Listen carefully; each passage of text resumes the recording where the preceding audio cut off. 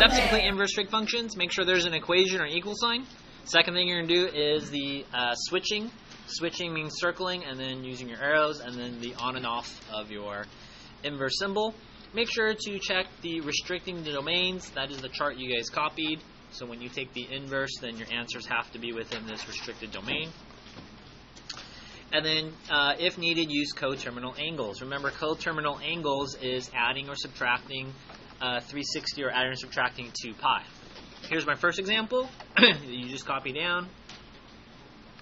Find the exact value without a calculator. The original problem said the inverse of sine of -1/2. There was no equation, so the first thing I'm going to do is I'm going to make it set equal to an equation. So you add an equal sign, and then you can add your favorite variable. I chose alpha. The second step above said to switch them. So notice I circled this value and this value. I'm showing my arrows, and I'm eventually going to take that off. So I take it off, and I switch those. Basically, where is sine of an angle? Remember, angles are measured in degrees or radians. Where is it? -1/2. So you take out your trig paper plate, put your finger in the 2 locations where sine is negative. Well, I know that it's positive here, all trig functions and sine and cosine, so it is negative here. Now put your finger out where sine is -1/2. Alright, so we're looking for sine where it's -1/2, so we're negative in quadrants 3 and 4. Remember, sine is the second order pair. So if you figure out where that is, put your fingers on those locations. And the great thing is ours is color-coded, so notice how they're both in blue. Sine is -1/2 at 11 pi over 6 and 7 pi over 6. Now I am using radians because the chart we copied down was also in radians, so 7 pi over 6 and 11 pi over 6 are my answers here. Now, that is not your final answer. If you look at your restricting of the domain chart, we just found the inverse of sine. The inverse of sine is also written as arc sine, so those are the same. And my answer has to be between -pi over 2 and pi over 2. Now, if you notice something,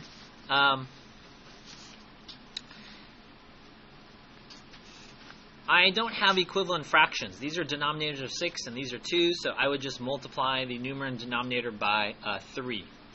This would give me -3 pi over 6 and +3 pi over 6, which basically means I need an answer between here.